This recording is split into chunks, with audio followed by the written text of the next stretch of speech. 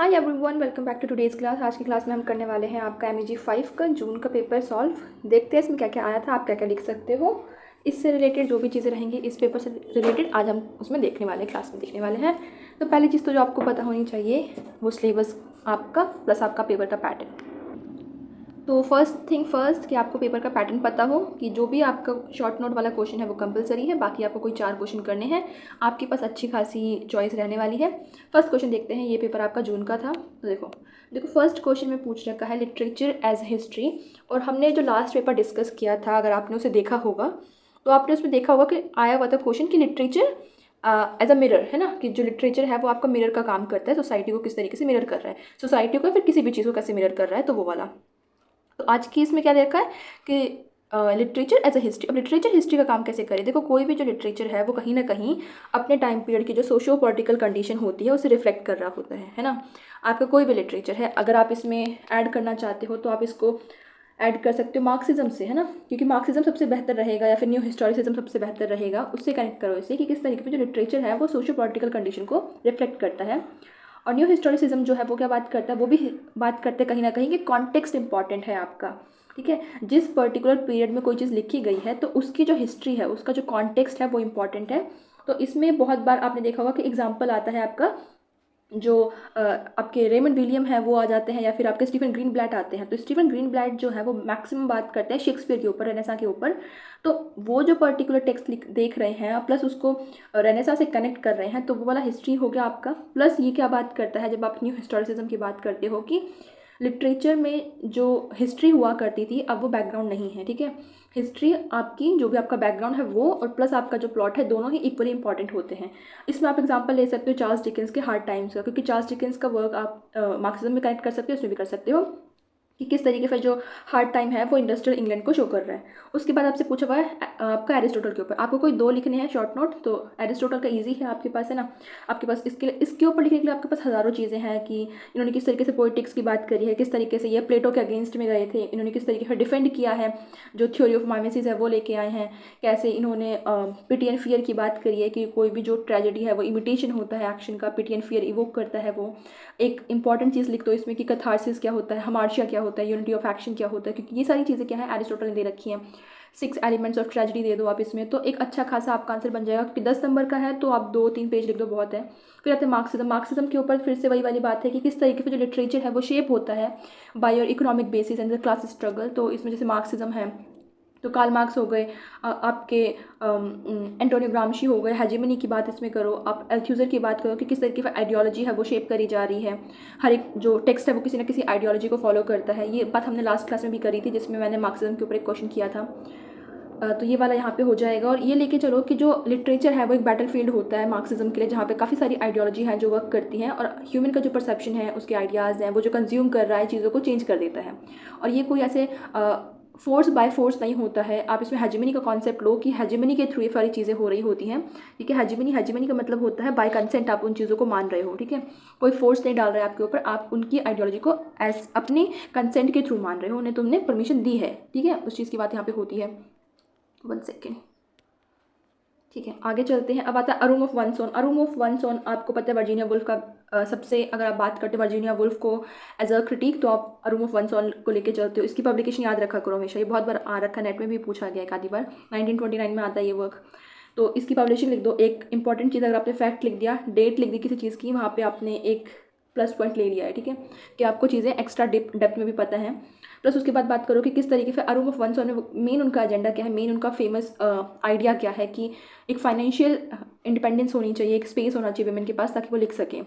तो आप उसमें एग्जैक्ट डेट एग्जैक्ट अमाउंट लिख दो, अगर आपको याद है तो 5000 है या फिर 500 आई गेस पर एनम, है ना, $500 पर एनम ऐसा कुछ है, पाउंड सॉरी। तो वो लिख दो अगर आपको याद है तो। और किस तरीके से वो एडवोकेट कर रही हैं कि एक विमेन को जो एंजल इन द हाउस का जो कॉन्सेप्ट है, एंजल इन द हाउस का जो मिथ है, उसे उस एंजल को मारना पड़ेगा तभी वो कहीं ना कहीं लिख पाएगी चीज़ों के बारे में। क्योंकि अगर आप सेम आइडिया पोर्ट्रेट कर रहे हो, एंजल इन द हाउस का जो मिथ है उसे कंटिन्यू कर रहे हो, तो आप नहीं लिख पाओगे, क्योंकि फिर आपको एक एंजल बन के रहना पड़ेगा कि जिसका काम है सिर्फ घर को ठीक करना, साफ सफाई करना, बच्चों को देखना, ये सब चीज़ें हो जाएंगी। लेकिन जब आप उस एंजल को मारोगे तब आप कुछ उठ पाओगे, अपने जो आइडिया है उसको लेके आ पाओगे। फिर आता है नेक्स्ट कॉन्सेप्ट जो है श्रुति का इंडियन एस्थेटिक में। अब श्रुति क्या है, श्रुति का मतलब होता है जो भी चीज़ आपको सुनाई दे रही है ना। तो ये 2 तरीके से वर्क कर सकते हैं। तो आप इसको फिर देखो कि इंडियन एस्थेटिक में किस तरीके से जो म्यूज़िक है उसमें जो श्रुति का कॉन्सेप्ट आता है, जो चीज़ें आप सुन रहे हो किस तरीके से कंसिडर की जाती है एक्सटर्नल। और जो आपका श्रुति है ये होता क्या मतलब, इसका मतलब होता है श्रुति मतलब जो चीज़ें आपको सुनाई दे रही है, और सुनाई दे रही है मतलब आपके जितने भी वेदास हैं, आपके जैसे कि हमारे पर ऋग्वेद है, सामवेद है, अथर्ववेद है, तो जितने भी हमारे वेद हैं वो सारे ही हमने कैसे हम किस तरीके से हमारे पास हैं, वो एक ओरल ट्रेडिशन के थ्रू हमारे पास है। ठीक है, वो एक कॉन्सेप्ट डाल दो, प्लस जो ये श्रुति का कॉन्सेप्ट है ये रसा थ्योरी में इंपॉर्टेंट है, क्योंकि रस हम कब देखते हैं, जब हम कुछ चीज़ सुन रहे हैं, है ना। हम म्यूज़िक भी सुनते हैं, तो वो भी हमारा इंडियन एस्थेटिक में आ रहा है। म्यूज़िक में किस तरीके से टोन चेंज हो रही है, कोई भी बात बोली जा रही है उसमें काफ़ी टोन चेंज हो रही है, इंटोनेशन चेंज हो रहा है, उसकी वजह से जो हमारा हमारे माइंड में जो एक चीज़ें क्रिएट हो रही हैं, रस एक जो रस हमारे माइंड में आ रहा है उसकी बात होती है।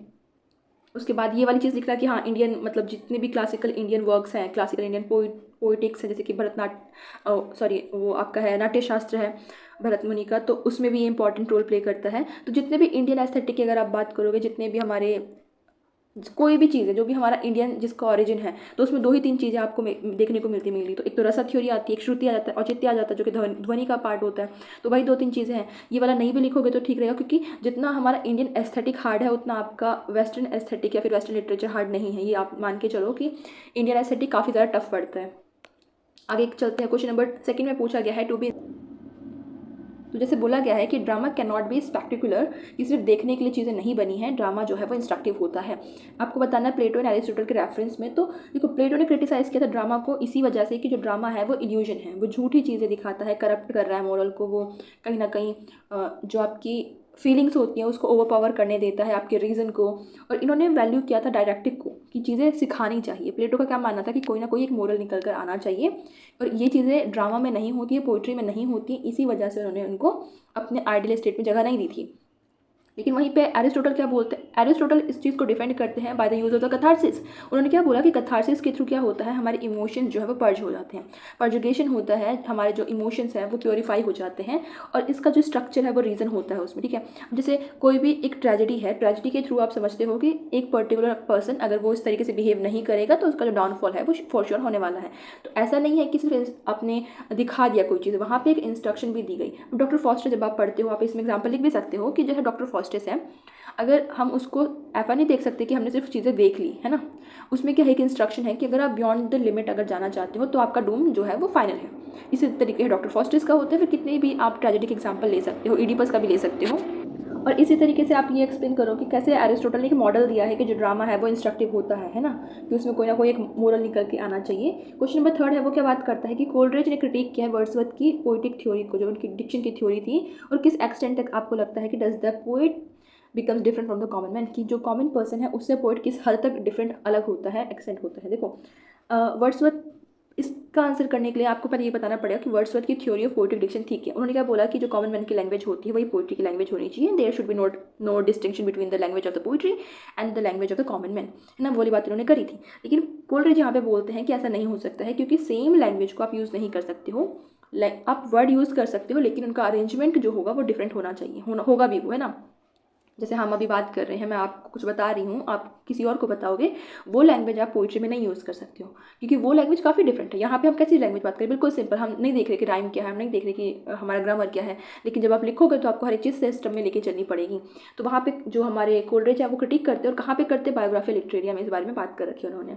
तो ये आप लेके चलोगे कि वो किस तरीके से डिसएग्री करते हैं उनकी पोइटिक डिक्शन पे, उनकी रिदम पे, उनके थॉट्स पे। और इन्होंने एक लाइन बोल रखी थी कि जो पोइट है वो डिफ्यूज़ करता है a tone and a spirit of unity, वो बात आप यहाँ पे ले सकते हो। और किस हद तक, अगर ये वाली बात करें कि टू व्हाट एक्सटेंट की जो पोइट है वो डिफरेंट होते हैं कॉमन पर्सन से, तो वो आपके ऊपर है कि आप किस मतलब उस आंसर को कैसे मोल्ड कर रहे हो। यहाँ पे आप वर्ड्सवर्थ की वाली लाइन भी यूज़ कर सकते हो, जहाँ पे उन्होंने बोला है कि एक पोइट क्या होता है, वो वाला है ना, उन्होंने कहा था कि एक पोइट होता है वो डिफरेंट होता है, not in a very wide range but in degrees, है ना। उन्होंने कहा था कि बट इन डिग्रीज वो थोड़ा डिफरेंट होता है, स्लाइटली डिफरेंट होता है कॉमन पर्सन से, उसको आप यूज़ कर सकते हो। और अगर आप इसको कोलरिज से लेके चल रहे हो तो आप उसको यहाँ पे यूज़ कर सकते हो कि पोइट के अंदर क्या होती है, इमेजिनेशन होती है, लेकिन अलग वाली, उसके पास सेकेंडरी इमेजिनेशन होती है, कॉमन पर्सन के पास आपकी प्राइमरी इमेजिनेशन होती है। तो वहाँ पे आंसर आपका सॉलिड हो जाएगा कि ठीक है, इमेजिनेशन की बात हो रही है, कोलरिज की बात हो रही है, तो primary and secondary imagination, fancy वाली बात आप कर सकते हो। और पोइटिक जीनियस की बात कर सकते हो कि फैंसी पर्सन के पास होती है, हर बंदे के पास है, लेकिन जीनियस किसके पास है, पोइट के पास ही होता है, पोइटिक जीनियस। बात है क्वेश्चन नंबर 4th। इसे पूछा गया है इलियट एम्फेसिस करते हैं relationship between the sound knowledge of the history and the good poetry. आपको ये बताना टी एस इलियट के ऐसे के थ्रू। देखो टी एस इलियट ने बात करी है ट्रेडिशन एंड इंडिविजुअल टैलेंट की। पब्लिश कब होता है? 1919 में पब्लिश होता है। 1919 में सेक्रेड वुड में पब्लिश होता है। वो अगर आपको फैक्ट पता है तो लिखो ज़रूर उसे। वैसे ये नेट में कई बार आ रखा है तो इसीलिए आपको अभी से याद करना चाहिए इस चीज़ को। आगे वो क्या बात करते हैं उसमें कि एक अगर कोई अच्छा पोइट है, एक साउंड पोइट बनना चाहता है तो उसके पास साउंड नॉलेज होनी चाहिए, नॉलेज, ठीक है, हिस्ट्री की और गुड पोइट्री की। उन्होंने इसमें बात कर रखी है, अगर आपने इस ऐसे को पढ़ा है तो उसमें उन्होंने बोला है कि ऐसा नहीं है कि कोई भी पर्सन बिना हिस्टोरिकल नॉलेज के एक अच्छा पोइट बन सकता है। उन्होंने बात करी कि एक पर्सन को एक सेंस ऑफ हिस्टोरिकल कॉन्टिन्यूटी होनी चाहिए। ऐसा है कि मतलब जहाँ से चीज़ें शुरू हुई हैं, जैसे चौसर से शुरू हुई हैं, वहाँ से लेके उसको आज तक के टिल नाउ तक की सारी चीज़ें उसे पता होनी चाहिए। कौन से रेफरेंस आ रहे हैं, कौन सा मूवमेंट चल रहा है, कौन कौन से डेवलपमेंट हो रहे हैं, वो उसे पता होना चाहिए। प्लस उसे गुड पोइट्री की जानकारी होनी चाहिए। उसमें उन्होंने बात करी थी कि ऐसा नहीं है कि कोई भी जो पर्सन है उसको सिर्फ उनको पढ़ रहा है जिसमें उसका इंटरेस्ट है, या फिर वो किसी एक पर्टिकुलर एज को पढ़ रहा है। ऐसा करेगा तो वहाँ पे वो एक अच्छा पोइट नहीं बन पाएगा। इंडिविजुअल टैलेंट जो हम बात करें ना, ट्रेडिशन एंड इंडिविजुअल टैलेंट की, तो वो नहीं हो पाएगी। ट्रेडिशन आप जब फॉलो करोगे, जब आप साउंड नॉलेज लेके आओगे पूरी हिस्ट्री की, जब आपको पता रहेगा कि वहाँ से यहाँ तक क्या क्या चीज़ें हुई हैं, तब आप, और ऐसा नहीं है कि आप किसी एक पर्टिकुलर पोइट को पकड़ रहे हो, उसको पढ़ रहे हो, नहीं, आपको उस एज का अगर कर रहे हो तो सारे पोइट के बारे में पता होना चाहिए। अगर आप पढ़ रहे हो एलिजाबेथन की, तो ऐसा नहीं है कि आपको सिर्फ शेक्सपियर या फिर मार्लो पता है, आपको बाकी के छोटे छोटे पोइट भी पता होने चाहिए। उसके बाद आप यहाँ पे करोगे। क्वेश्चन नंबर 5 पूछ रहा है लिटरेचर क्या है इनएविटेबल होता है, ब्रिंग करता to the surface the oppressive nature of the structures like the religion, family and the state. अब देखो ये वाला क्वेश्चन ना हमने कल भी किया था, अगर आपको थोड़ा थोड़ा ध्यान है। और आइडियोलॉजी वाला जो हमने मार्क्स वाली बात करी थी ना, मार्क्सिज्म वाली, आइडियोलॉजी वाली, वही कॉन्सेप्ट यही है कि किस तरीके से जो लिटरेचर है वो चीज़ों को लेके आता है सरफेस पे, जो कि ऑपरेसिव होती हैं, मतलब एक तरीके से स्ट्रक्चर के नीचे उन चीज़ों को दबाया जा रहा है। और वो स्ट्रक्चर कैसे है? रिलीजन है, फैमिली है, स्टेट है। मैंने आपको बताया था कि जो आपकी मार्क्सिज्म है, मार्क्सिस्ट थ्योरी है, वो बात करती है कि किस तरीके से एक बेस, एक सुपर स्ट्रक्चर है, और जो सुपर स्ट्रक्चर है वो कहीं ना कहीं जो सुपर स्ट्रक्चर में कौन आते हैं? आपके पॉलिटिक्स, कल्चर, आइडियोलॉजी, ये सारी चीज़ें। और वो सुपर स्ट्रक्चर डिसाइड करता है कि आप क्या चीज़ें कंज्यूम करोगे, आपकी आइडियोलॉजी को वहाँ पे चेंज किया जाता है। यहाँ पे आप लुई अल्थुसर का आइडिया फिर से देखिए आओगे कि स्टेट अपैरेटस वाला, रिप्रेसिव स्टेट अपैरेटस वाला, की चीज़ें आपके माइंड में डाली जा रही हैं, इनपुट करा जा रहा है, इनग्रेन किया जा रहा है आपको बचपन से। और वो काम कौन करता है? वो आपका रिलीजन करता है। आप रिलीजन में क्या चीज़ें सीख रहे हो, वो चीज़ें आपकी फैमिली आपको क्या चीज़ें बता रही है, आपके स्टेट में आप जहाँ पे रहते हो, आपका जो वर्ल्ड है वहाँ पे चीज़ें किस तरीके से चल रही हैं, वो आपको किस तरीके से इन्फॉर्मेशन प्रोवाइड कर रहे हैं, कौन सी चीज़ें प्रेजेंट करी जा रही हैं, कौन सी चीज़ें नहीं करी जा रही हैं, वो चीज़ें आपकी आइडियोलॉजी को कहीं ना कहीं चेंज कर देती हैं। तो एक तो ये आप इसको इस वाले पर्टिकुलर क्वेश्चन को आप आंसर कर सकते हो मार्क्सिज्म के थ्रू भी, प्लस इसको आप आंसर कर सकते हो फेमिनिस्ट के थ्रू भी। फेमिनिज्म में भी तो ऐसा ही होता है ना, क्योंकि यहाँ पे पर्टिकुलर पूछा नहीं है, बताया नहीं है कि कौन से पर्टिकुलर की हम बात कर रहे हैं। मार्क्सिज्म भी काम कर सकता है यहाँ पे, या फिर हो सकता है कि आप इस आंसर में तीनों को लिख दो। मार्क्सिज्म का भी एक्सप्लेन करो कि कैसे वहाँ पे आइडियोलॉजी आपकी जो आइडियोलॉजी है वो कंस्ट्रक्ट हो रही है, कैसे राइटर की जो आइडियोलॉजी है वो इंपॉर्टेंस रखती है बुक में। प्लस आप फेमिनिज्म में भी कर सकते हो इसे, क्योंकि फेमिनिस्ट थ्योरी में भी तो यही होता है ना कि चीज़ों को ऑप्रेस किया जा रहा है, सप्रेस किया जा रहा है। और स्ट्रक्चर से रिलीजन भी यही बात बोल रहा है कि नहीं, एडम एंड ईव की बात हो रही है तो ईव जो है वो सेकेंडरी है। अगर हम हिंदू की, वैसे हिंदू में तो इसमें ऐसा है क्योंकि ये सारा जो भी है ये वेस्टर्न कल्चर की बात हो रही है। फिर जैसे फैमिली है, फैमिली में किस तरीके से विमेन का रोल है, स्टेट में किस तरीके से विमेन का रोल है कि नहीं, एक पर्टिकुलर एरिया है जहाँ पे मैन काम करेंगे, एक पर्टिकुलर एरिया जहाँ पे फीमेल काम करती हैं, है ना, कि जो होम है वो फीमेल के लिए है, जो ऑफिस वर्क है, ये सब काम है उनके लिए है, मेल के लिए है। और कैसे राइटर की आइडियोलॉजी उसको क्रिएट कर रही है, तो कैसे जो जिस तरीके से वर्क्स लिखे जाते हैं, जिस तरीके से उसमें वुमेन का पोर्ट्रेयल होता है ना, वो फेमिनिज्म में जो हम स्टडी करते हैं कि किस तरीके से एक बाउंड्री है जो उसको आपको डिसमेंटल करना पड़ेगा। कि ऐसा नहीं है कि ये बाउंड्री इसके लिए, ये बाउंड्री उसके लिए। जो आपकी जेंडर है वो फ्लूइड होता है, जो जेंडर ट्रबल की बात होती है ना, आपकी जूडिथ बटलर कहती है कि जो जेंडर है वो परफॉर्म किया जाता है, कोई फिक्स नहीं होता है। हमारी मर्जी है, हम उसको फेमिनिन में भी लेके जा सकते हैं, अपनी आइडियोलॉजी, अपनी आइडियाज़ को। हमारा मन है तो हम उसको मस्कुलिन में भी कर सकते हैं कन्वर्ट, वो वाली बात हो जाती है। फिर आता है आपका इसी में आप इसको कनेक्ट कर सकते हो पोको से भी, पोस्ट कॉलोनियल थ्योरी से भी, कि किस तरीके से जो पोस्ट कॉलोनियल थ्योरी थी उसमें भी आइडियोलॉजी वर्क करती है। कैसे जो हमारा जो वेस्ट है और जो हमारा ईस्ट है उसको रिप्रेजेंट किया जा रहा है ना, किस तरीके से कलर को रिप्रेजेंट किया जा रहा है, कोई वाइट है कोई ब्लैक है, तो वो भी आप यहाँ पे ऐड कर सकते हो। नेक्स्ट क्वेश्चन पूछ रहा है कि डिस्कस करना है आपको some of the issues set out by the feminist theories with reference to an introduction by the Kamala Das. अब कमला दास का ये जो वर्क है, ये जो पोइट्री है एन इंट्रोडक्शन, इसमें पहली लाइन क्या बोलती है, I can tell you the name of the months and ऐसा कुछ है, और I don't know the politics but I know the name of the politicians, है ना, ऐसी इसकी स्टार्टिंग होती है। तो वो किस तरीके से आपकी उन चीज़ों को लेके आती है सामने कि लोगों को जो फेमिनिस्ट थ्योरी है वो क्या बात करती है, तो बात करती है ना कि जो पॉलिटिक्स है उसमें फीमेल को ऐड नहीं किया जा रहा है, उनको एक साइड में रखा जाता है, मार्जिनलाइज किया जाता है। तो यहाँ पे इस वर्क में पर्टिकुलरली क्या बात हो रही है, आइडेंटिटी की बात हो रखी है, बॉडी की बात हो रखी है ना, कि उनकी बॉडी पे क्या कंट्रोल है, कैसे ड्रेसअप होना है, वो वाली बात। लैंग्वेज एंड पेट्रियार्की, लैंग्वेज जो बोलती है ना, now I call my self I, है ना, जैसे एक मेल बोलता है आई, वैसे ही हाथ से मैंने भी अपने आप को आई बोलना शुरू किया। और किसी किसी पेट्रियार्की है इसमें, वो जो एक फीमेल के पास वो अथॉरिटी नहीं है आई बोलने की, मेल के पास एक अथॉरिटी है, वो कभी अपना वो कभी अपना नाम नहीं बताता, वो बोलता है आई, है ना। तो वो एक वो जो आपकी आइडेंटिटी है, वो आई में जो पावर है ना, कि नहीं, आई का मतलब है कि जो सुपीरियर है। तो ये वाले जितने भी आपके कॉन्फ्लिक्ट हैं, जैसे कि जेंडर रोल हो गया, ऑटोनॉमी हो गया, आइडेंटिटी हो गई, बॉडी हो गई, लैंग्वेज हो गया, आपका पेट्रियार्की हो गई, इन सभी इश्यूज़ को ये वाली जो पोइट्री है वो कहीं ना कहीं पॉइंट आउट करती है। आगे हम देखते हैं क्वेश्चन नंबर 7 में क्या बोल रखा है। Bring out the importance of the Elaine Showalter's critical model of the understanding of the literature in the society. Elaine Showalter की अगर आप बात करोगे तो गानो क्रिटिसिज्म की वो बात करती है कि study of the women writing, आप वहाँ पे पढ़ोगे, मतलब लिखने वाला, पढ़ने वाला and the critic, everyone is a female, है ना, वहाँ पे कोई मेल का कोई रोल नहीं है, उसकी बात यहाँ पे आती है। प्लस इसमें जो उन्होंने 3 फेजेस दिए थे, फेमिनाइन है, फेमिनिस्ट एंड फीमेल है, उसकी बात करो कि कैसे एक टाइम पे था जब उसको ओवर पावर करने के लिए लिख रही थी, एक टाइम था जब वो बराबर होने के लिए लिख रही है, आज एक टाइम आता है जब वो उन्हें फ़र्क नहीं पड़ता कि मेल क्या लिख रहा है, वो अपने लिए लिखती है ना। तो वो जो अलग अलग कैटेगरी उन्होंने डाली है, फिर क्रिटिक कर रखा उन्होंने मेल डोमिनेटेड हिस्ट्री को, सोसाइटी को, इसमें आपने उन्होंने बायोलॉजिकल फैक्टर की बात कर रखी है, कल्चरल की बात कर रखी है, तो वो लेके आओ। क्वेश्चन नंबर 8 में क्या बात हो रही है, ओरिएंटलिज्म की बात करनी है। ओरिएंटलिज्म की पब्लिशिंग डेट क्वेश्चन पेपर में आती है, तो ये याद रखा करो, 1978 नेट में पूछी जाती है, तो अभी से याद रखना शुरू करो, बात तक याद हो जाएगी।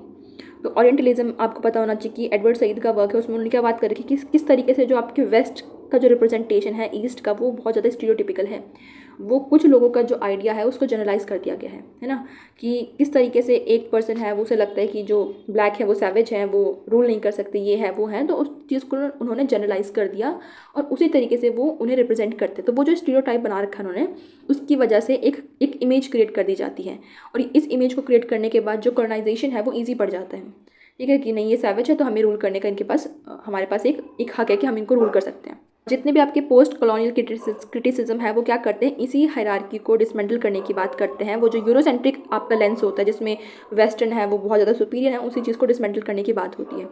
तो वो वाला आंसर आप यहाँ पे लिखोगे, तो ये वाला पेपर यहीं पे ख़त्म होता है। मैं मिलूंगी आपको नई वीडियो में, बाय।